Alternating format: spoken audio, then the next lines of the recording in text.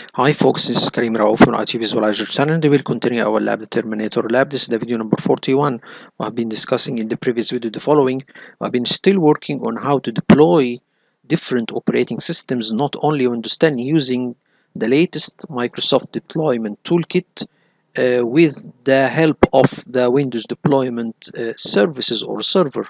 These are two important tools you can use to automatically deploy uh, different operating systems on a large number of PCs through the network. Okay, so this is a very good tool, or this is a very good solution to deploy a large number of PCs at once, okay, in your network, especially if they are connected in a network. And we can say especially if it is in a large network, like in a domain network, not in a small worker group, for example, even though it can work on both solutions anyway. So we have been working now for 19 videos on how to do or how to apply this solution. Okay, so we have done a lot of things. Actually, we are now in the step of creating a deployment task. So we have already uh, install different operating systems and install different programs, and we have made sysprep to these operating systems and take an image of them. So we have done this for Windows 10 Pro and Windows 10 LTSC Enterprise 2021, and we have done this also for Windows Server 2022 Standard Edition. So we have now three captured images with their for different operating systems with different programs. So now we need to begin our first deployment task to deploy Windows 10 Pro image. Okay, so we need to do this now. First of all, we need to import the captured images which are in extension.wim. We need to import them to our deployment share folder in our MDT console. So we need to import them to our deployment share. So after creating the task, we will point to this deployment share which contains this imported captured images, so the task can deploy the image. So we need to import the images. We need to then create a task to point to these imported images. So let's begin and see how we can do this. And after doing the deployment task, we will not only make this for Windows 10 Pro, we will make another deployment task for Windows 10 LTSC and another task for Windows Server 2022. And this is the deployment task for Windows 10. This is very simple one, and we have discussed it briefly in the previous video, and we have another one for deployment of server, the same. It doesn't have any differences, small things. So let's see how we can practically create this task, and we will try to discuss every script or every command line. We have discussed this before in previous videos, but just to refresh your mind. Okay, so let's begin and see how we can create a deployment task for Windows 10. So here is our scenario, or here's our lab. Here we have a virtual box as our hypervisor. Here, this is our primary domain controller, and this server, it is the MDT server and the WDS server at the same time, and the DHCP and the WSOS and the file server. So there are a lot of roles and features that are installed on this server. We have said before that best practice is to not to put a lot of roles on one server, especially these roles. You can put the file server on a separate server or a separate virtual machine. The same for the MDT server, the same for the WDS server, the same for the DHCP, and the WSOS, of course. So because I have a limited hardware, so I put all of them on one virtual machine. So now this is our welcome banner. Then we need to uh, log into the domain using our domain admin account.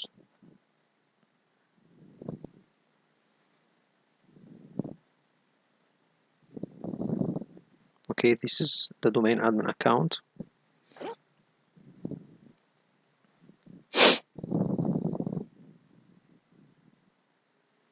So now we need to open the main console that contains all of our tools, including the Microsoft Deployment Toolkit console.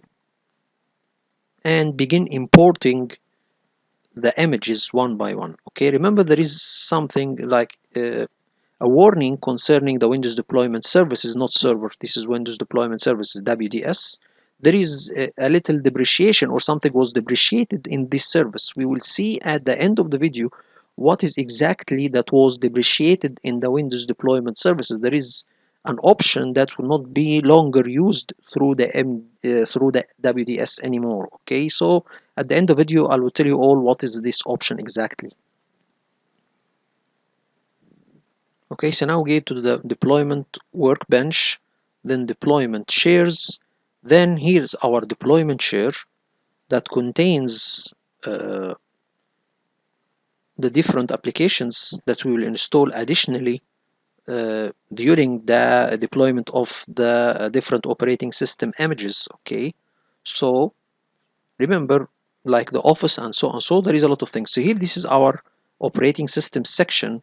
We have folders. We have created these folders before. In each folder we will import the correspondent image. So for example, in the Windows 10 we will see that we have two Windows 10 Windows 10 Pro and Windows 10 LTSC. We will insert or import the Windows 10 Pro image with all of its programs in this folder, and the same for the LTSC. So literally import operating system, and here we will choose the second option, not full set of source files.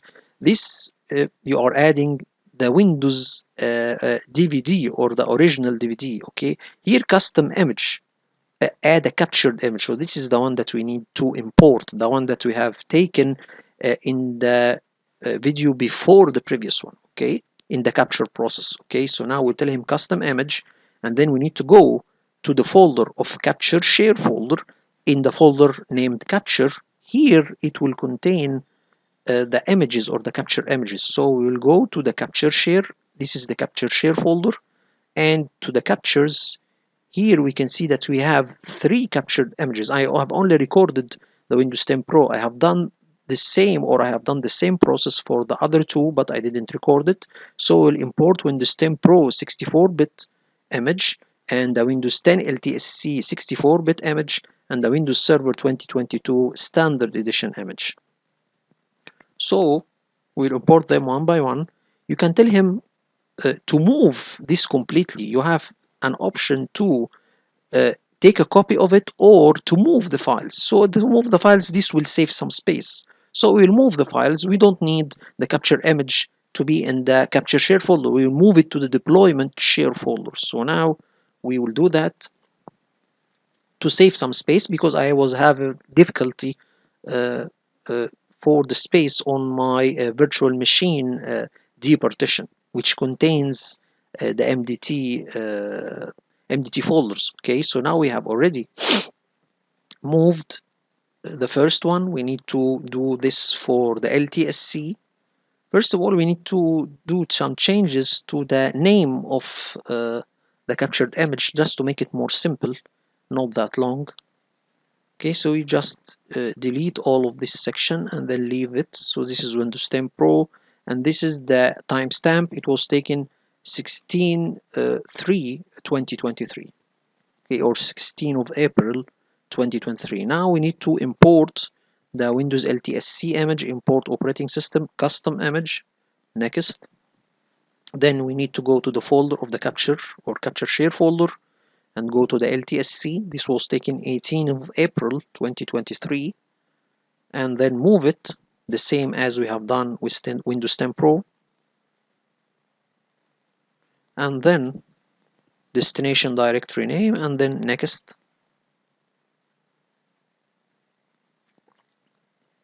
And here, as you can see, also we need to just name the image to be shorter.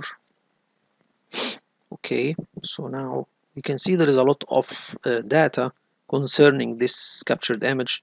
Then we go to the standard, and then import the operating system, then custom image, then next. Then we can go and import the Windows Server 2022 Standard Edition, then move to the files to the deployment share folder except of or uh, other than copying it, it will move it. So now we have 3 imported images.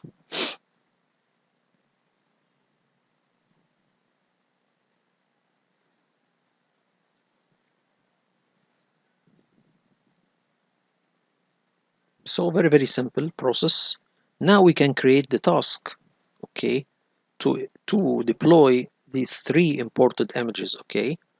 So we have the Windows 10 deployment or Windows 10 Pro deployment task is the same as the Windows 10 LTSC Enterprise deployment task. They will be the same, exactly the same, okay. And the Windows Server deployment will be different. So here what we need to do, we need to create 2 folders. So we'll create a folder, we name it client deployment. Okay, so this is called client deployment. Okay, and then next, you can put some comments on this folder to describe what does it contain exactly. Okay, then finish, and then a new folder, okay, for server deployment.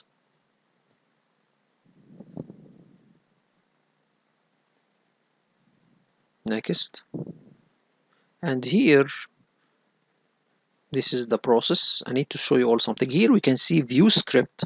In the upcoming videos I will show you all that we can do a lot of things in the Microsoft deployment environment using scripts. So here every step you do, you can see the script that has done it, so we can use it to automate a lot of things in the MDT. I will have a couple of videos after finishing all what is related to the MDT manually through creating folders and creating tasks. I will do all of these steps using scripts. Okay, so this will be more faster, and I'll show you all how we can take advantage of this section, view script. Here the MDT gives you every step that is done in it. It can be done through the script, through this section. You can tell him to view script. So for example, this step we have imported an operating system through clicks and Windows. Here you can see, if you from view script, you will see the command that can do this. Okay, so this is basically one note to say now we can import or make. Here we'll make a task sequence. The first task sequence, remember that we have already the task sequence ID in the deployment custom setting.ini. Remember, we have done this before.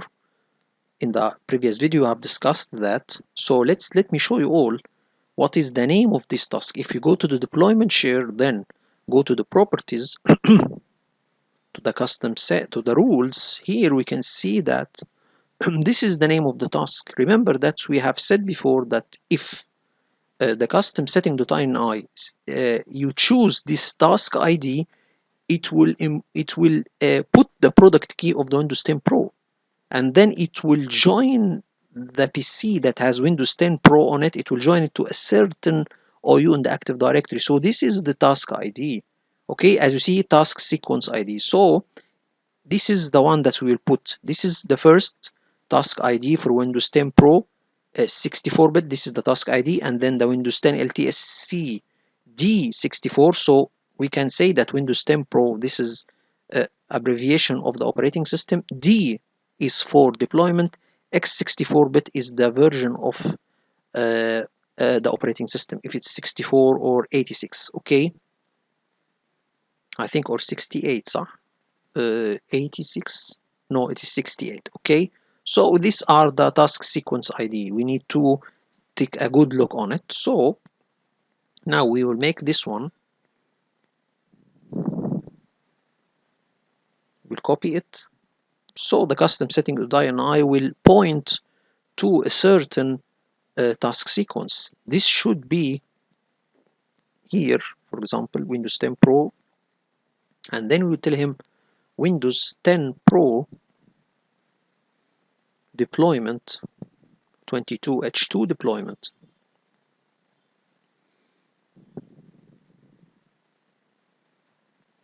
Task, okay. Next. Then we will have a standard client task sequence. This is basically because this is not a server, and then we will choose the operating system or the captured image in this case of Windows 10 Pro. Okay, that's it. Next. Then we will not insert the product key because this will be done using the custom setting.ini. Okay, the regular setting, local admin password, we will not provide it because it is already in the custom setting.ini. Return to the previous video because we have said all of these things. We have discussed the custom setting.ini for the deployment. Okay, deployment share folder. So here we can see this is the second task ID for the Windows 10 LTSC. Okay, then we will create another task sequence ID, and then we will type the task sequence name. Okay, this one will be displayed during the deployment process. Okay, the name will be displayed and the task sequence ID in a banner, of course. Okay, LTSC 2021. Okay, deployment task, and then next. Just a moment, guys.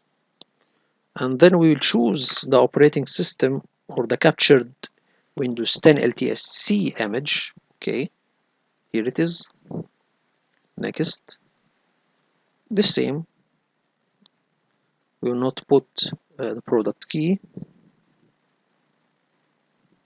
Okay, user and the local administrator password. Okay, not verified or not provided because it will be provided through the custom setting.ini. The last one or the last task sequence ID, it is for the Windows Server 2022 STD. Okay, so now we can go and create the task sequence. Here you go. I think we need to add maybe D for deployment because we didn't do this. Standard, okay, because D is for standard, but we need to add D here as an abbreviation for deployment anyway. So we'll have the task sequence name. It will be enough to tell us what does this task do exactly. Okay, so now we will create here it is not a standard client, it is the standard server task sequence. So we should choose the image, okay, for the server. Here it is. Next, and then next. Okay, the regular info, local admin password. Next. Okay, and then next, then finish. So now we have two tasks. Now we can begin our first task, which is Windows 10 Pro. We need to begin configuring it. Okay,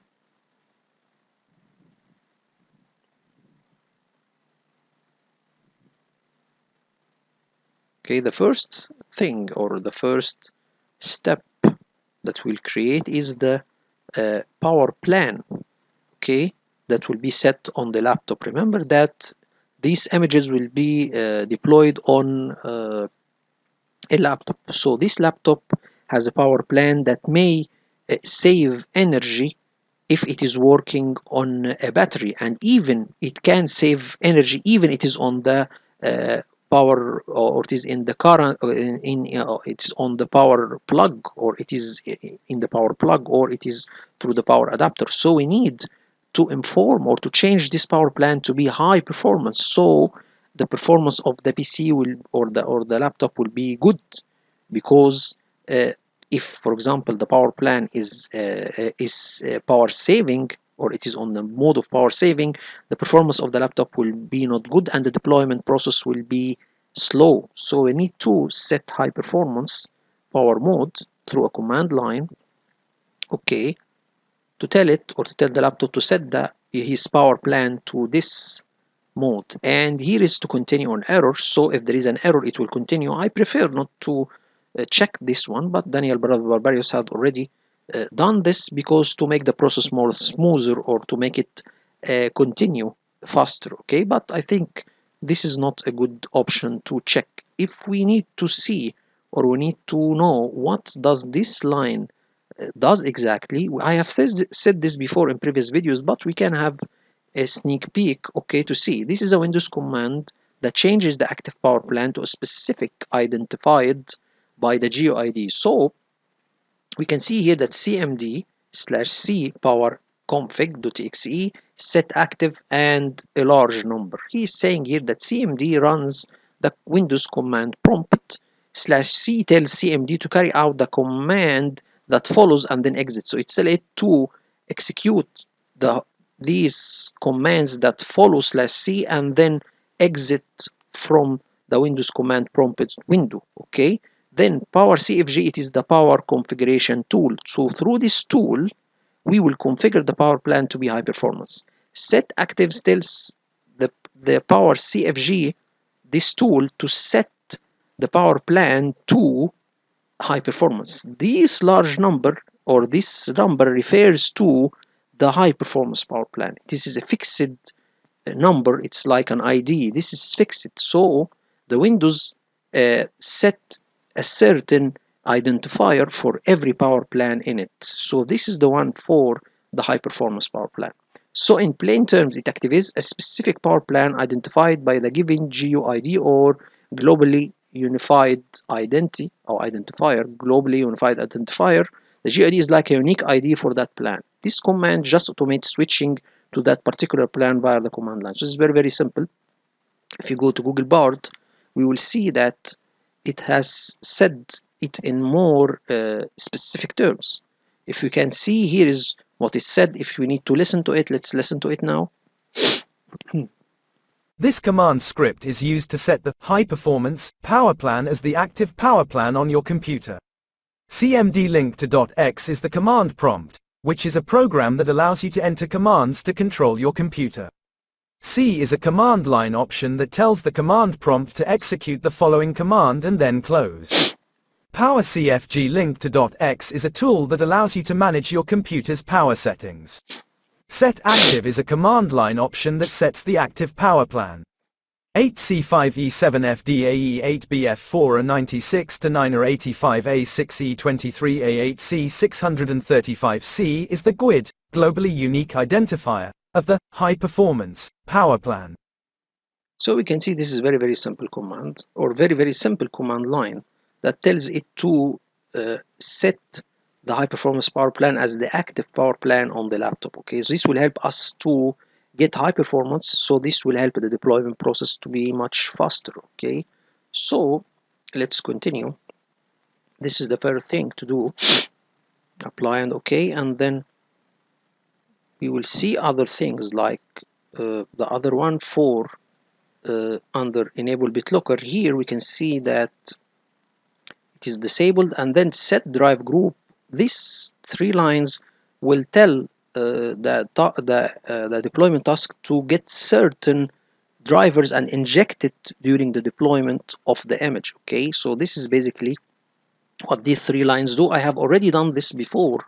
Remember, when we were creating the deployment share folder, we have set the Windows PE to inject the drivers for the Lenovo model. Okay, so we don't need these three lines. We have done this before. Okay, so if we have done this, so we don't need to inject the drivers option, nothing, apply batches, nothing, because we will tell the WSOS to update we have to set, or we will set the WSOS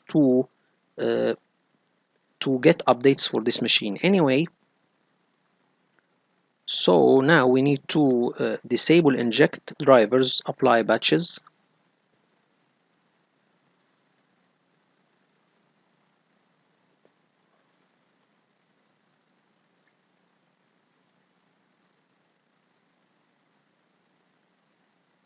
So we tell him inject the drivers, apply batches, and apply batches. We will tell him nothing for all of these, and then we will go to this command. I will show you all what does this mean. It is something called remove network property, but first we need to activate these three options.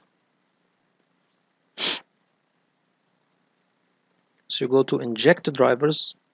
We will tell him to choose a selection profile, nothing, Remember, we have the Windows PE drivers. We have already done this. So when we boot, the Windows PE drivers will be injected to or will be used as the drivers for the operating system. Okay, so nothing. We have inject drivers, apply batches. Okay, now we'll tell him in the post install also apply batches. Nothing. Okay, inject the drivers. Okay, apply batches. Nothing. Okay, so now to the second step, to remove network prompt. This is will be in the state restore section. Okay, we will do that in state restore after uh, or directly under state restore, something called remove network prompt. Let's see, or we will ask the AI tools to analyze this line and tell us what does it do exactly. So tell him a command line, add a command line. Okay, and then type it. This will give it a name, remove network prompt, and then we put the command line. Okay, here is the command line, and again the option for continue on error. So this is copy, and then we put the command line and then tell it an option to continue error. Let's analyze this line exactly, and let's see what does it do. Okay, we can go further and see. Here is explain this in simple terms. This command adds a new registry to disable network map on Windows. Here it is the same cmd and /c. We have done this before, or we know this before. Regadd adds a new registry key. This is the key that will be added, and this is all of these are related to the key that will be added in the registry. /f forces the addition of the key if it is already existing. So if the key is already there, it will rewrite the key or it will recreate the key. So let's see here. Here is saying that it as a registry key, it will disable the network map from showing on Windows when you click the network icon in the notification area. This is not the case. Okay, this is not the case. So this is not a correct answer. The if parameters forces the key if already exists. Overall, it automates disabling the network map through the registry by running this command.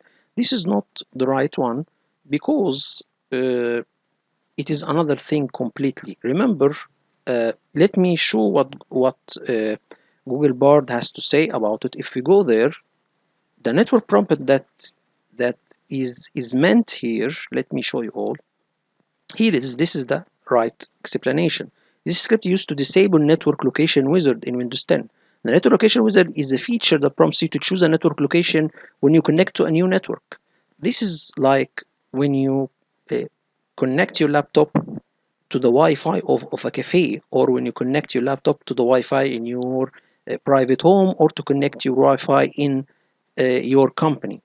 Here a wizard will appear saying what is the type of your network, if it is a domain network, or it is a private network, or it is a public network. This is the one that will be disabled. Okay, this is the key. Here it's telling us, or this key will disable this prompt. Why we should disable this prompt? Because we do not want the user to change the type of network. We can enforce this type of network by a group policy, so we don't need the user to change it. Okay, we can apply it through a group policy. Okay, so this is basically what we can do here. When you connect, this can be helpful if you want to optimize your network setting for different types of network, but it can also be annoying if you don't want to see the prompt every time. So this is another thing. You don't need the user to change it. Okay, and not every time. If you have a lot of PCs, you don't need every time this connection network location wizard to appear. So you can just disable it completely, and you can force the network location type through a group policy. For this will save time of the deployment. It will take a couple of seconds. You can save some time through not interacting with this network location wizards. Okay, so this script works by adding this new network window off on the location, so on. So this value is like this, and then he is describing uh, uh, the what does it do. Let's hear it by Google Bard. Sure. Here is an explanation of the script. CMD link to .x, C reg addhklm, system, current control set, control, network, new network window off, F. In simple terms, this script is used to disable the network location wizard in Windows 10. The network location wizard is a feature that prompts you to choose a network location when you connect to a new network. This can be helpful if you want to optimize your network settings for different types of networks, but it can also be annoying if you don't want to see the prompt every time. The script works by adding a registry key named new network window off to the following location: HKEY_local_machine, SYSTEM, current control set, control, network. The value of this registry key is set to 1, which disables the network location wizard. Here is a breakdown of the script. CMD link to .x, C is a command that opens a command prompt window and runs the following command. Reg is a command that allows you to modify the Windows registry. ADD is a command that adds a new registry key. HKLM is a shortcut for key_local_machine, which is the root key of the Windows registry. System, current control set, control, network, new network window off is the path to the registry key that you want to add. F is a command line option that tells the reg command to force the addition of the registry key, even if it already exists. I hope this explanation is helpful. Please let me know if you have any other questions. Okay, we can go and ask Copilot again to analyze this or to tell us another explanation of this script.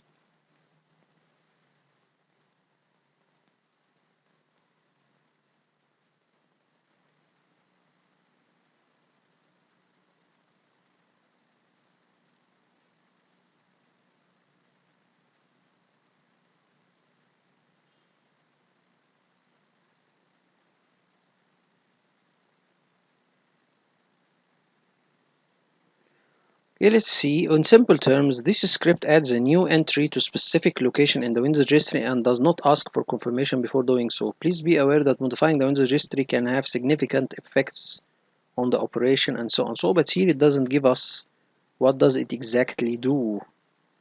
Okay, it described the script, but let's ask it what does it do exactly.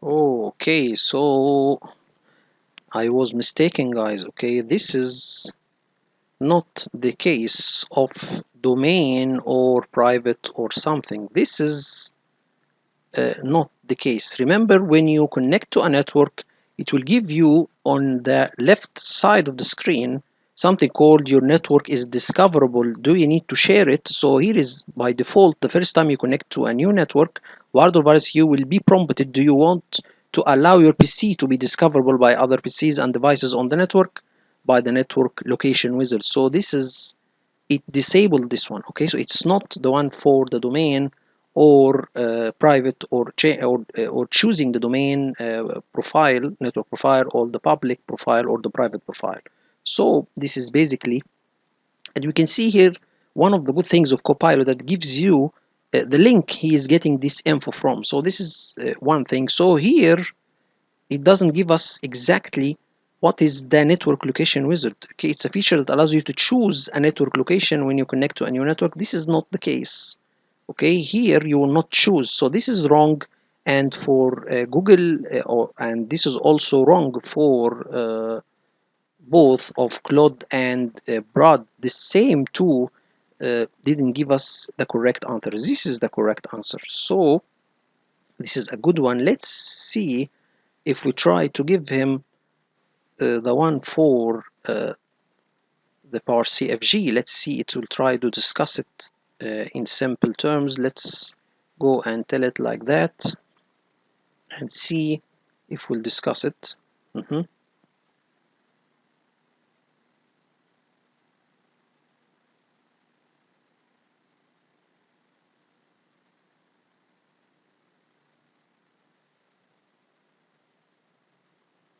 Okay, again, it discussed the script, but it doesn't tell us what it will do exactly. Okay, so let's see here. Yes, this is for the high performance power schema. So in simple terms, this script sets the high performance power schema as the active power schema on the system. The high performance power schema is designed to maximize system performance and responsiveness, but it uses more energy more than other power schemes. So we can see this is basically the same that was said by Claude and by Google Bard, but doesn't mean that all of its answers is always correct. So this is a good thing. We have already known that this key will remove the network discoverable area or network discoverable prompt. Okay, this is very simple. If we can go and let me show you all. If we go there, let me show you what is this thing exactly. If you go there, okay, let's see this one. Okay, we can see from this one. Okay, this is the one. Okay, if you can see, this is the discover. This is the one that we need to hide it. Okay, if we can, let's try to make it if we can try to zoom a little bit. Let's see if we can zoom. How we can zoom? I think we can zoom by making like this or like this. Okay, yes, we can zoom more. Okay, we can zoom more. Okay, so we can go like this. This is the one. Do you want to allow your PC to be discoverable? This is the one that we need to uh, remove it. Okay, so we don't need to do that. Okay, we don't need our network to be discoverable by other PCs. Okay, so anyway, we will remove this thing, but I think I need to ask a very logical question. Let me first try to ask the same question again. Okay, let me get this line and try to ask a question. Why we need to hide something like that? Why don't we leave it? Okay, so okay, here let's see it again. It will discuss the thing. Okay, and then let's see.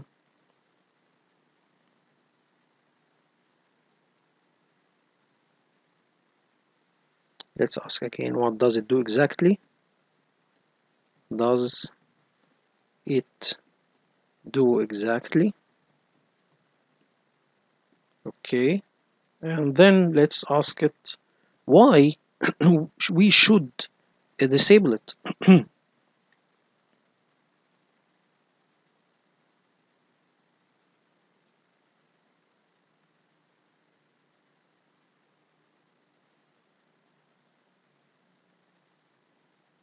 Okay, let's see this one. This is a new thing here.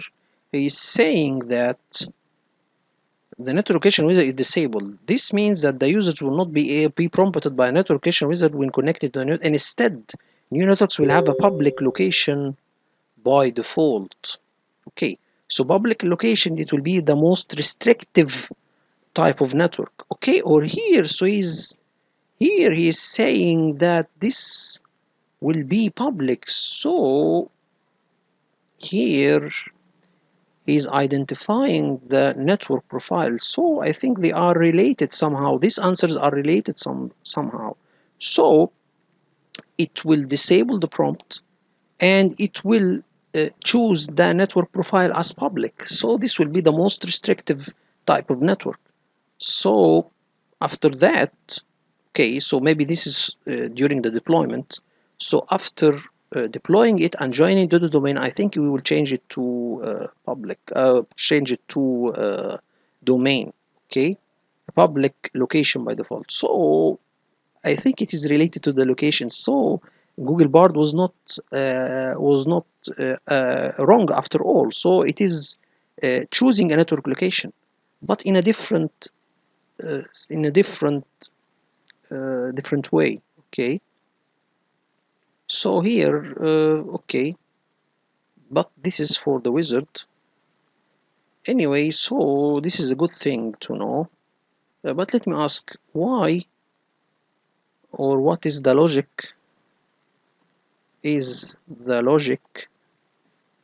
behind disable this option?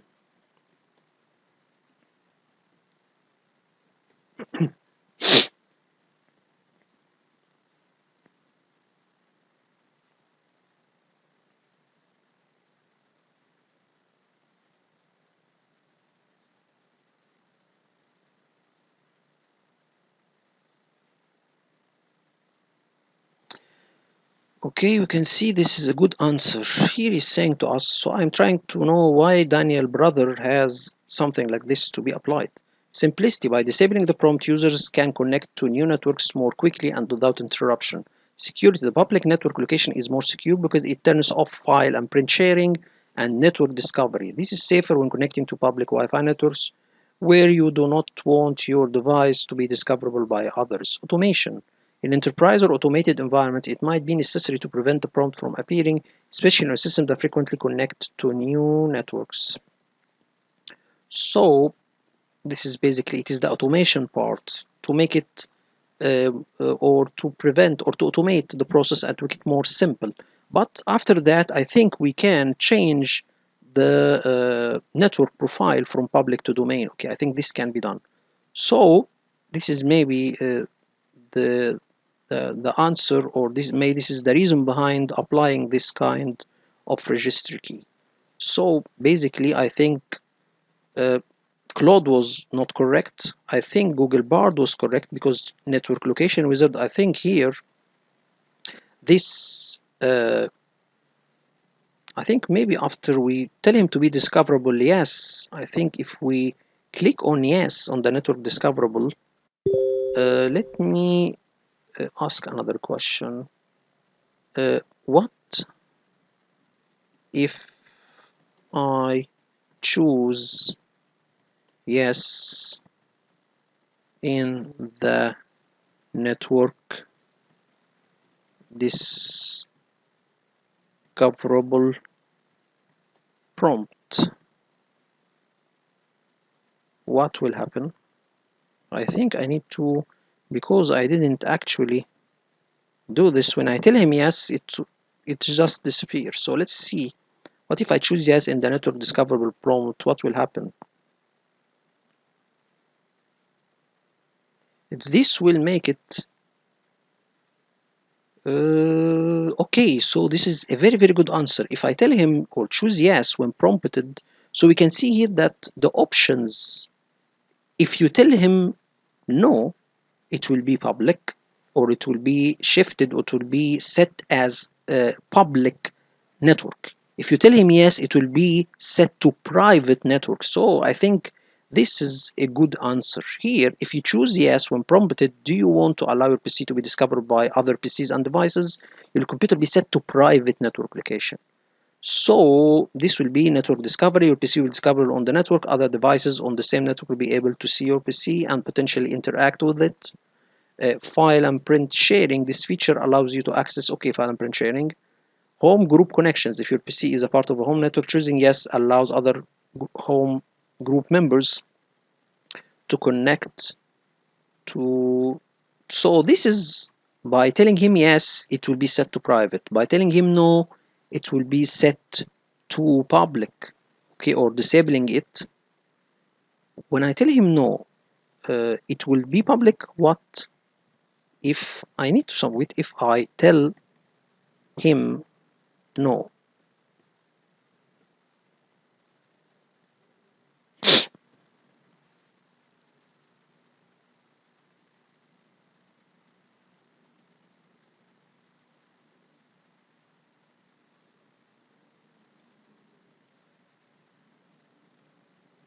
Okay, this is another. What if I want it to be as domain network profile? So this is basically, or this prompt is a replacement for the old prompt that was originally used in Windows 7 and Windows XP. The one would ask you to set your network type, if it is a domain or it is public or private, when you take an IP address or access a network. Okay, so let's tell him, what if I want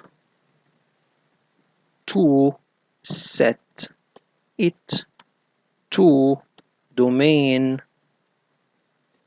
let's see the correct answer, set it to domain network location. Network location.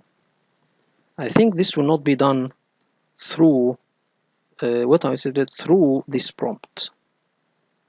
Let's see. Let's see if this will be done.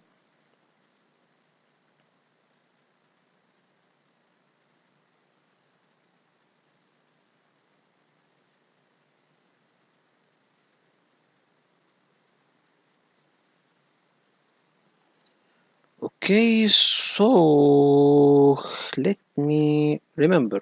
Changing your network location to domain gives you control. So here is saying, let me see here. So to set your network location to domain in Windows 10, your computer needs to be a member of a domain. The domain network location is automatically detected when your computer is a member of Active Directory domain, and the local computer can authenticate to domain controller. Okay, so the network location automatically detected uh, when your computer is a member of the Active Directory. So this cannot be done from the network discoverable prompt.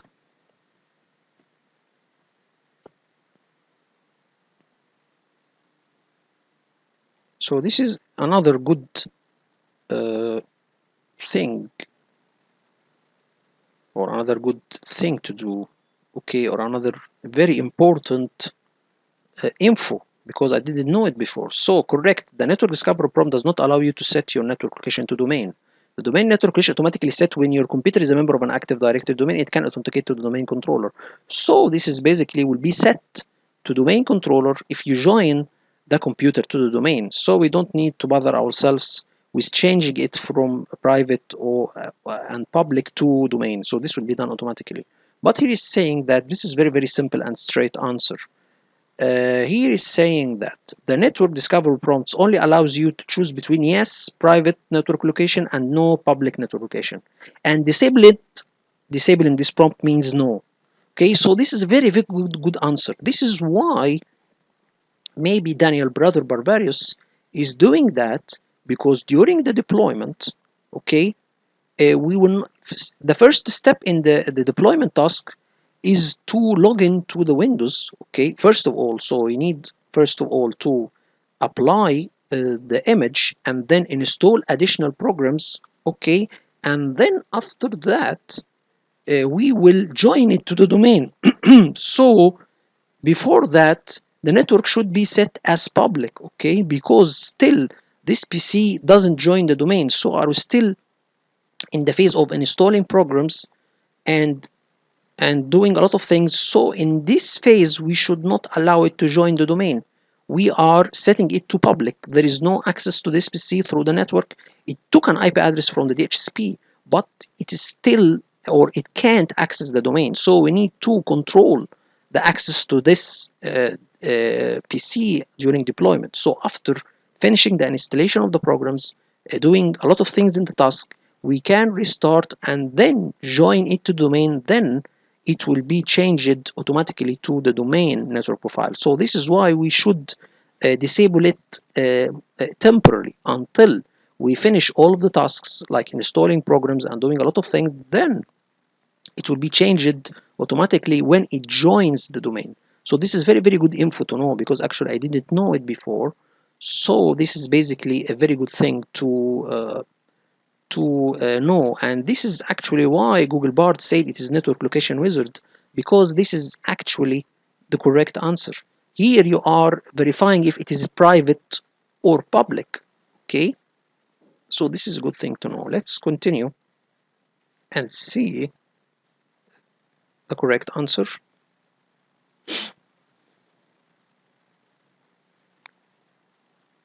So here state restore. Now we can add the remove network prompt. I have done this before, but it was uh, in the bottom. You can make it up or rearrange it. Okay, it will be remove network prompt after the state restore. Okay,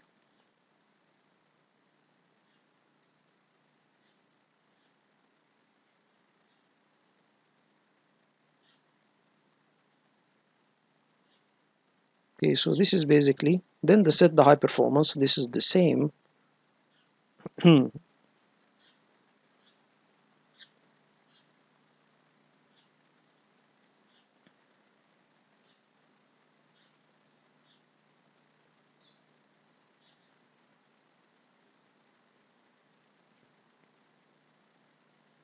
Okay, so we have copied this step and put it later or put it again because we have already this done before. Then install Big Info.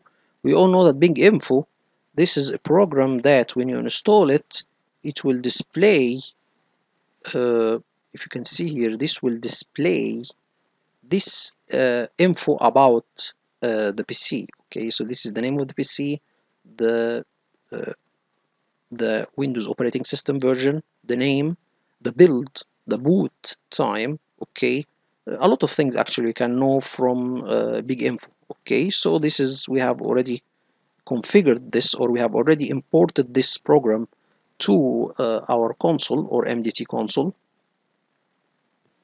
So now we can tell it to install an application and then choose the install of Big Info. So add, then general, install application,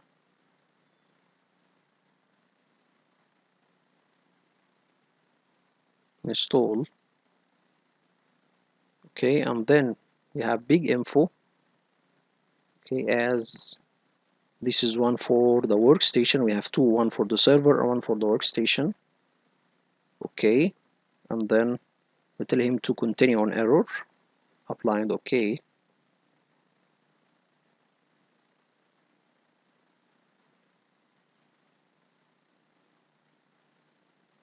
Then apply registry edits. I have told you guys before that this is a registry key that will apply uh, a lock screen, a certain lock screen. Okay, so this is basically what the registry key do. It will insert, or it will apply a certain lock screen to the workstation. This can be done using a registry, or you can do it through a group policy. Okay, this can be done. Okay, so we'll tell him to install an application.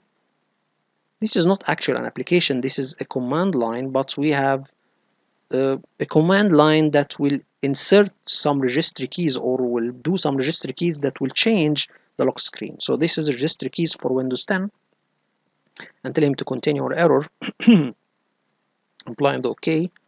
Then we can activate the Windows update, by the way, so we can tell him to run Windows updates if you need. Okay. So now we can go to the other line.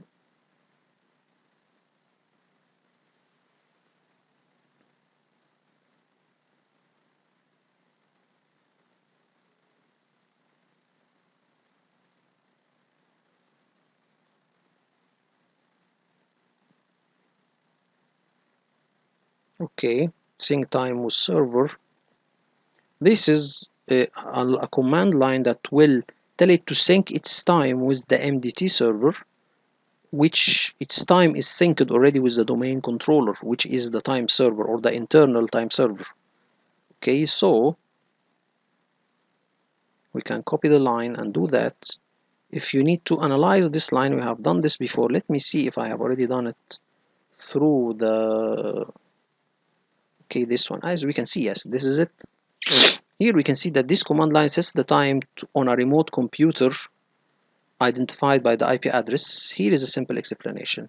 CMD, we have known this, or these two command lines, we have done it before. Net time, a network command to view or configure the time setting.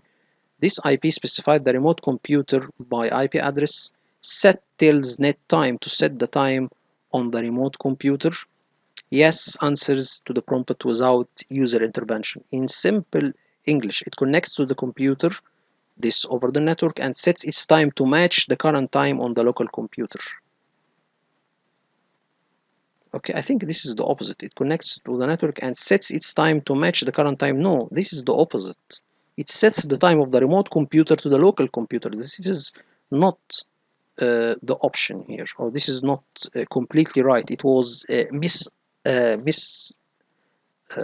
explained. Okay, connects to over the network and sets its time to match the current time. This is not it at all. Okay, it allows automating time synchronization across computers by running this command. The remote computer's time will overwritten with the current local time. So the remote's computer time will be overwritten. No, this is not correct. Okay, this is a completely not correct answer. Okay, let's go to Google Bard and see the answer. Okay, here we can see that. Okay, let's go. Okay, as we can see here, this is the explanation. Let me see what does it say exactly. This script is used to synchronize the time of your computer with the time of a network server. Okay, this is the good answer. Let me listen to it. Sure. Here is an explanation of the script. CMD link to .x, CNET time, 192.168.1.15, set, y. In simple terms, this script is used to synchronize the time of your computer with the time of a network server. The network server in this case has the IP address linked to 192.168.1.15. Here is a breakdown of the script. CMD link to .x, C is a command that opens a command prompt window and runs the following command. NetTime is a command that allows you to manage the time settings of your computer. Link to 192.168.1.15 is the IP address of the network server that you want to synchronize your computer's time with. Set is a command line option that tells the NetTime command to synchronize your computer's time with the time of the network server. Y is a command line option that tells the NetTime command to suppress the confirmation prompt. I hope this explanation is helpful. Please let me know if you have any other questions. So this is the correct answer. We can see here is the some AI tools that doesn't give exactly, or sometimes doesn't give the correct answer. So let's go again to Copilot and see how it will explain this.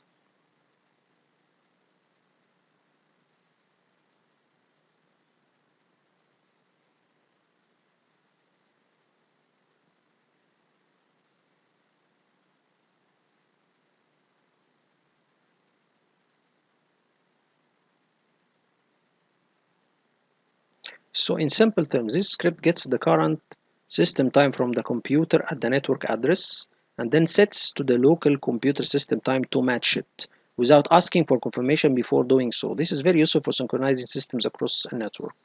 So this is very, very simple and very straightforward. So we can see Claude has already mistaken this thing. Okay, it sets the time on a remote computer identified.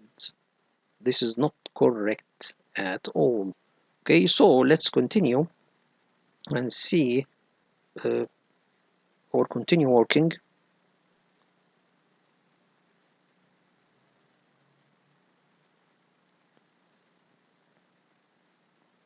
So this is the line, and tell him to continue on error. Okay, apply and okay.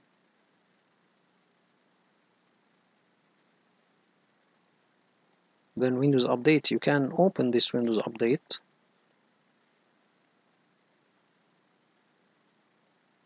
Convert to Enterprise, this is another script to change the Windows 10 Pro to Enterprise. This can be done using a command line. So you can do this after, or if you need to change the version of Windows 10 Pro to Enterprise, this can be done using a script. Okay, it just removes the key or the product key for the Windows 10 Pro and insert a key for the Windows 10 Enterprise and changed it to Windows, from Windows Pro to Windows 10. We will Windows Pro to Windows Enterprise. We will see this command. I will show you all this command and what does it do. If we go there, let me show you all this script. If you go there, here, this is the script. Okay, this batch automates activating Windows using a KMS license key. Here is an explanation. What does it do? It sets a variable to empty quotas. Okay, this was a little bit of not simple, so I tell him to explain in simple terms. Here is saying that, again, it is not as simple as I suppose. He again telling him to explain it in the simple way possible, because here I didn't understand it in full. So here is a very simple explanation. There is off command echoing, so commands do not show on the screen. Copies of Microsoft Teams shortcut to the Windows folder, because this script will I need it to change it from, or it will change Windows from Windows 10 Pro to Windows 10 Enterprise, and copy the Microsoft Teams shortcut to appear for all users. Okay, copies a Microsoft Teams shortcut. I think this is just a moment. No, this is another thing here. So this explanation was not enough for me. It was not simple. So I go to Google Bard and try to ask it to explain this. Okay, this try in simplicity of this script. This script is to change the product key of a Windows computer. It involves the following steps: removing the currently installed product key, uninstalling the product key, clearing the product key, installing the product key. So this is basically removing the Windows 10 Pro product key, uninstalling the Windows 10 product key, clearing the Windows 10 product key, then inserting the Windows 10 Enterprise key. Okay, and by inserting it, I think after that it will change it from Windows 10 Pro to Windows 10 Enterprise. Let's see if Copilot can explain that. So we can copy that and tell him to explain it. Let's go there and do like this and tell him to explain that.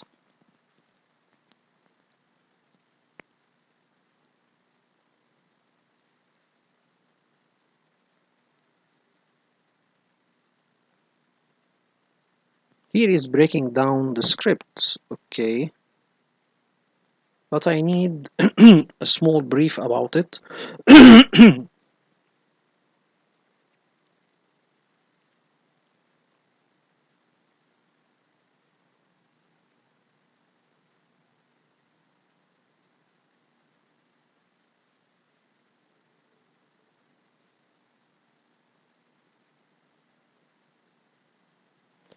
Okay, we can see here in simple terms, this script is used to change the product key of the Windows operating system. It first uninstalls the current product key, then installs a new one.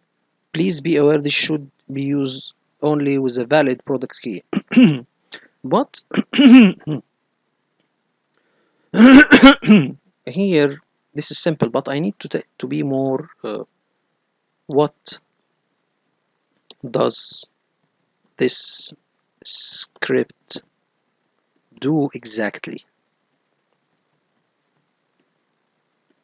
Let's ask it.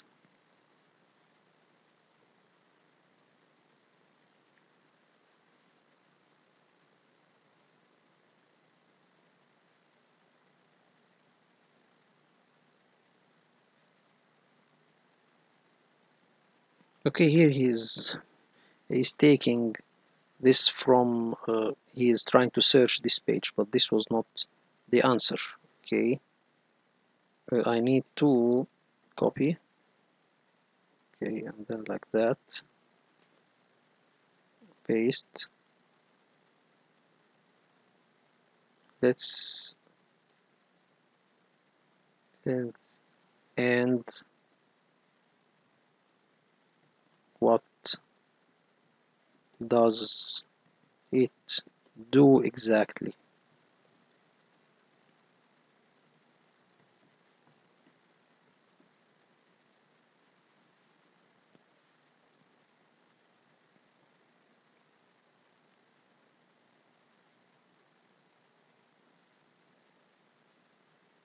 Again, it's trying to explain the script one by one.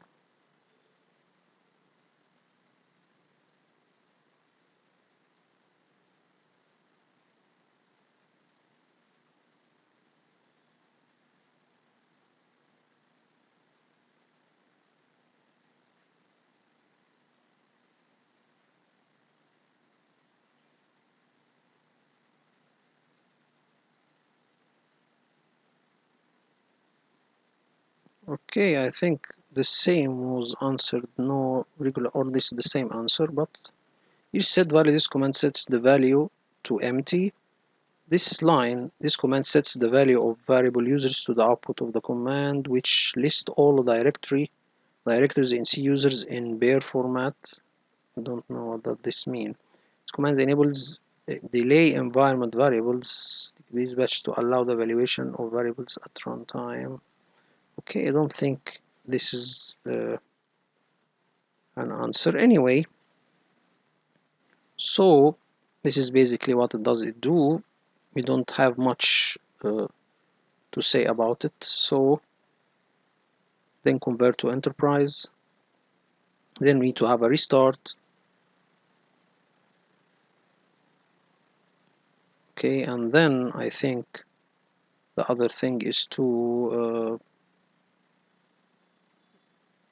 we need to start menu layout. This is a script to force a certain start menu layout on the Windows 10 start menu. If you go there, and let me show you all here, this is the start menu layout. We need to have a certain start menu layout, and this is the explanation, or this is script also.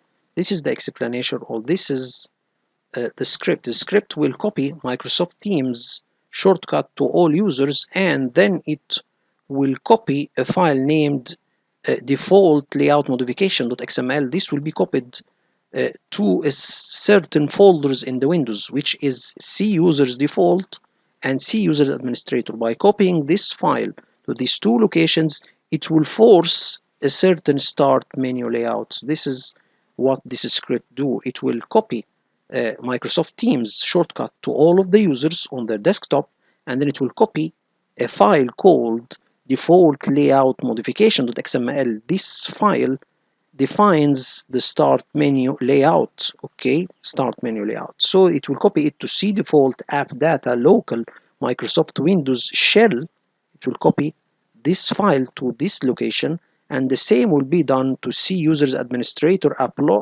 data local Microsoft Windows shell.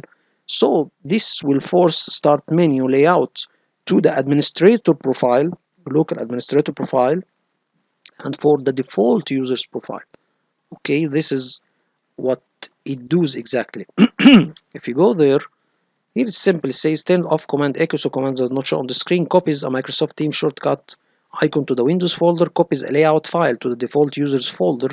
If it doesn't exist, copies the layout file to the administrator folder. If it does not exist, exit the script. In plain English, this adds a Microsoft Teams shortcut to Windows, adds a file that customizes the Windows Start menu, applies the customization to default and administrator accounts, default user profile, and default and local administrator profile. So this is basically what does it do. If we go there and see the explanation of Google Bard, it says that this script, okay, let's see that. Okay, let's see the explanation of Google Bard. Sure.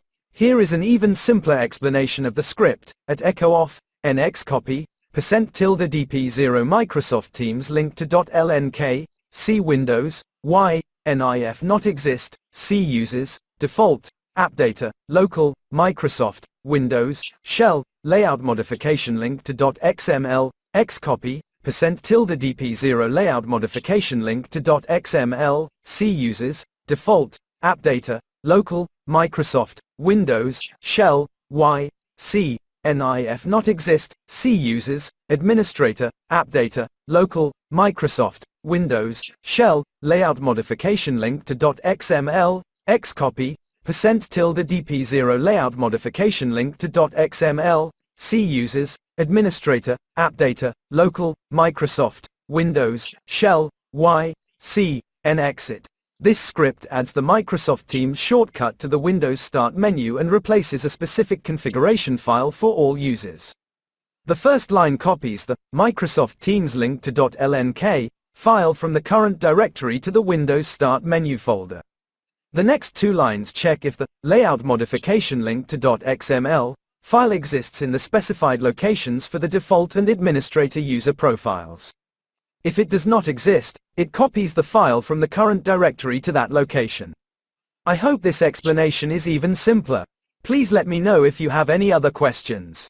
I think here it will not, or the first line, it will not copy, if you can go there, this line will not copy the Microsoft Teams shortcut to the desktop, but it will put it in the start menu folder. That means that this program will start automatically with every user logging into the Windows, okay, or logging into his machine. So this forced the Microsoft Teams to open automatically with the users, or to launch automatically with the users. So this is why it goes to C Windows, okay, or go to the start menu folder, okay. So this is basically one thing to talk about, or something to say about it. Okay, so this is the explanation of Google Bard. If we go and try to ask Copilot, tell him to explain this one.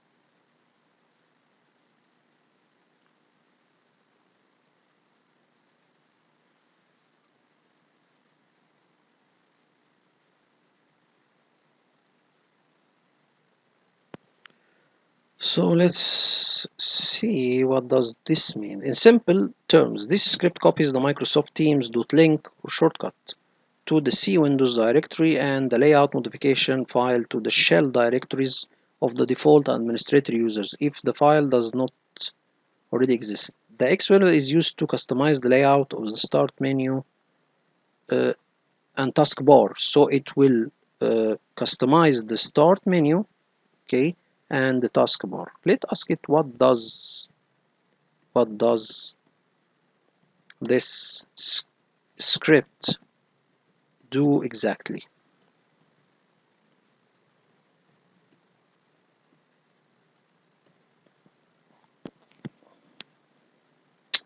Okay, it's again searching the page. It should not search the page, by the way.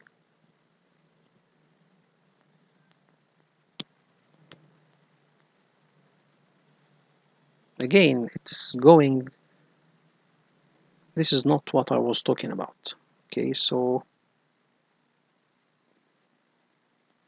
anyway, so this is basically what this script do. Let's continue.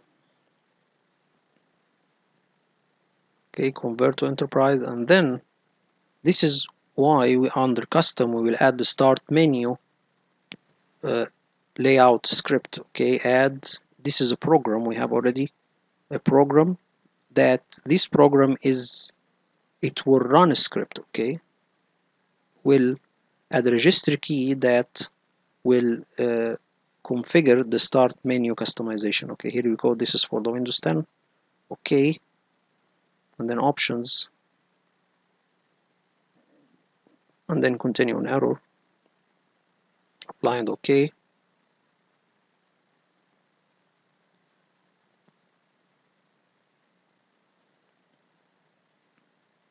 So I think we need, again, or the last thing we need to do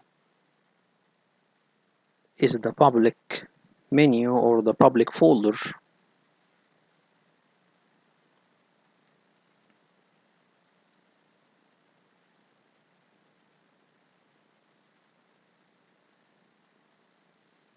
Okay, let's continue now. Go to hide public.net user. This is another script. Okay, what does it do exactly? This script will go and hide this folder. This is something called C users public folder. This is a profile that you can, for example, if you need to have a public document that will be shared by all of the users on this PC, you can put it in public documents. If you need to have a certain download to be shared to all users on this PC, you can put it in public downloads, public music, public pictures. So this is like a public profile, public folders that if you put anything in it, it will be shared between all of the users on this PC. The user profiles, I mean exactly. So we need to hide it because we don't need any user to, by mistake, put anything in these folders that will be shared to all other users. Okay, so let's see again what Claude has to say about it, or about this script.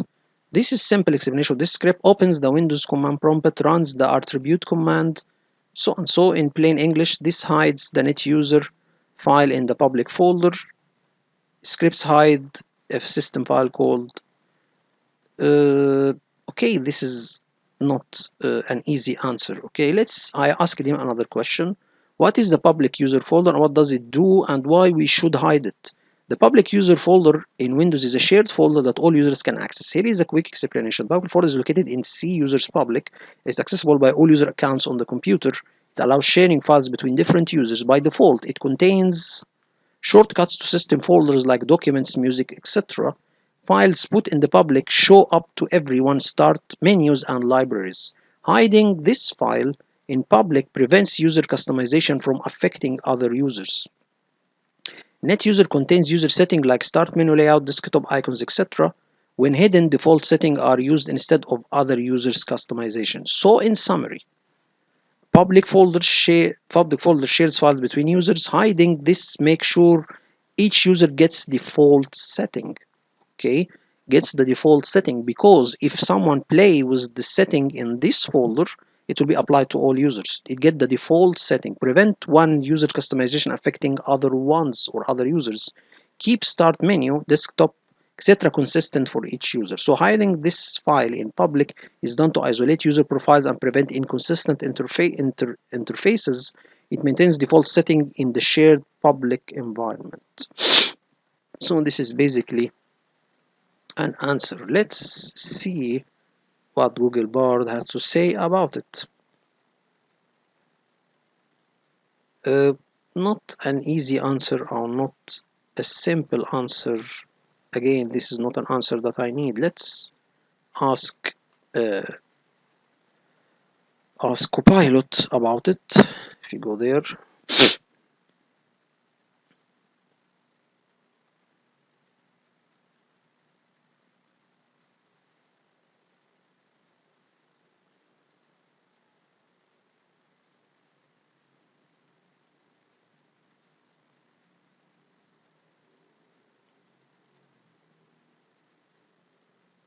okay, so in simple terms, this script hides net user.data file located on C users public. The .NET user data file contains user-specified registry setting and is usually hidden by default for protection. This script ensures that the file is hidden if it was previously unhidden. Why should it be hidden?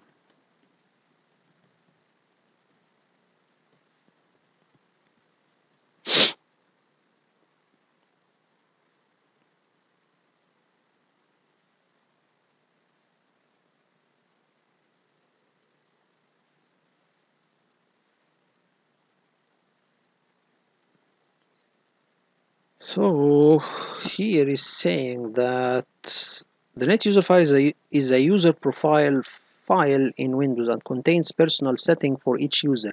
It's hidden because it is a system file that it's critical for the operation of the Windows. If it were visible and accidentally deleted or alerted or altered, it could cause problems with the stability of the system or with the user's personal setting. Hiding important System file is a common practice. Okay, so here this is a file is related to the user setting, personal setting. So we are hiding it in the public profile because if someone played with this setting, it will apply to all of the users because this is the public. Okay, so are hiding it so no one can alter it, and this will affect all users because this is the public one, this is the public profile. Okay, it will affect all of the other ones. Okay, so the public profile is stable, unified setting. Okay, if you try to alter it, it will affect all of the other users. So this is basically why we hide it. Okay, so let's continue and copy, and then the last line is to set the power mode to balance it after the deployment is finished. Okay, so we'll tell the command line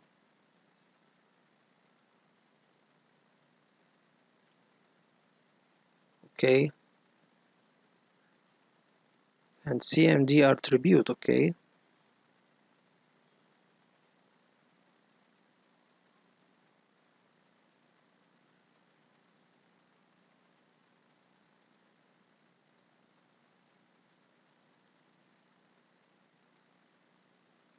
so I think here is not hiding the public folder, it is hiding the setting of this public folder.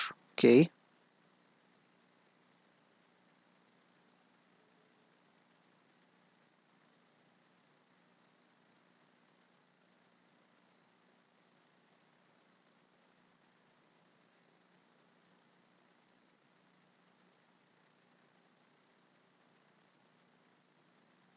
okay, so this is line to set. Okay, let me ask again here, what if I changed or changed the public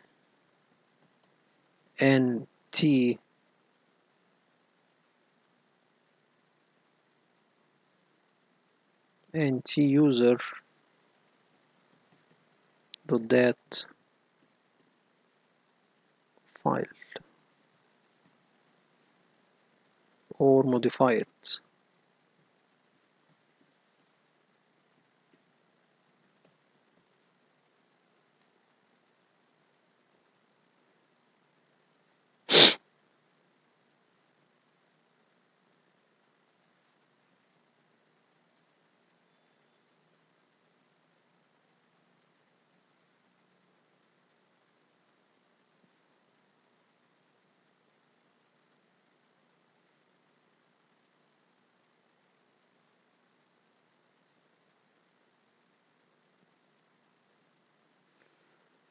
So let's see what is the answer here. If we go further and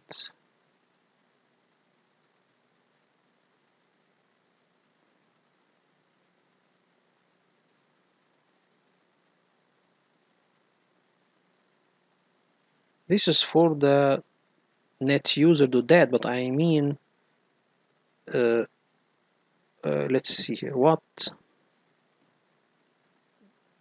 could happen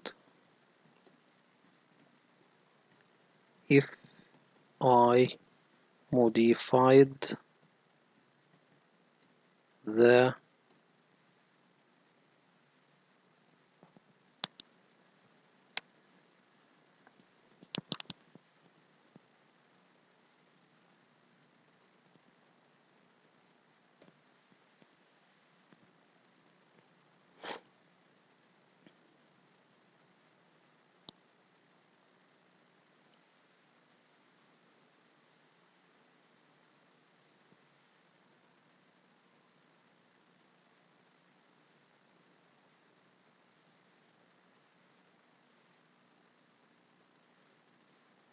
this is for the .NET user.date file. I mean the nt user dot data in the user's public folder.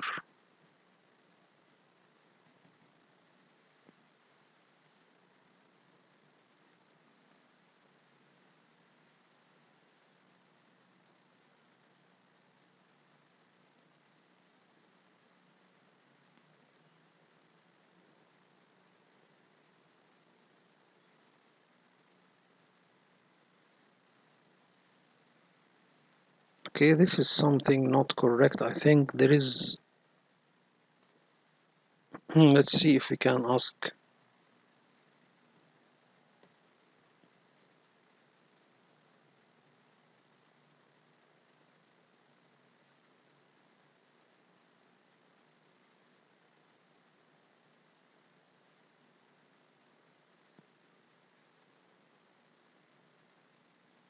Not the answer that I need actually.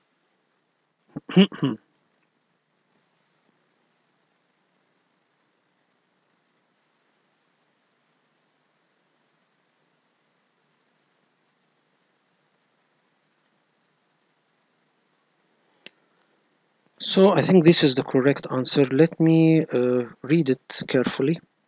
So we can see here that in this explanation, what could happen if you modify the .NET user.dat file in the C users public folder.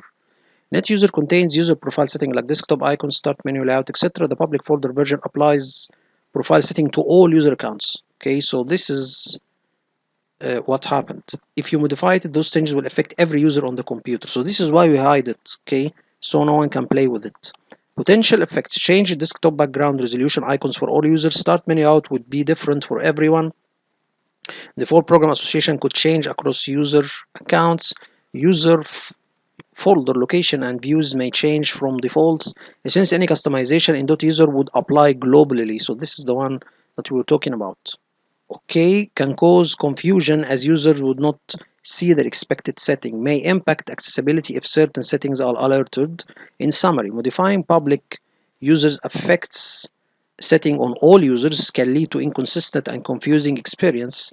Best to leave unmodified and hidden to isolate user profiles. So it is generally not recommended to modify this file directly unless you need to intentionally enforce the same defaults for every user account. So this is why we change it or why you hide it, not to allow any changes to be applied to all user default or to all user profiles. So this is why we do that. So this is very convenient answer for me. So this is we have the balanced. We here set this command to set the power plan to balanced after we have done the deployment, and in the deployment we have set it to high performance. And the last thing is to enable BitLocker. If you need to enable BitLocker, this is how you do that. We will tell him to enable BitLocker, and then here you need to choose the option to wait for BitLocker to complete the driver encryption process and all drivers before continuing this task sequence. So here you choose what drive to encrypt. If you try to specify here current, this is the operating system drive, which is the C. You can specify the drive C or C and D or all drivers. The recovery keys or the encryption keys will be saved to the Active Directory. So this is a good thing if you need to encrypt the drivers on the workstation. This can be done using the MDT. So it will help you not only to deploy operating system but to implement BitLocker. So this is I think the last thing that we will do, we will stop, but let me first see if there is any other thing we will do. So here we will stop at this guys here. We'll stop at minute 25:33. Hope this video informative to you all, and thank you all for viewing. Thank you so much.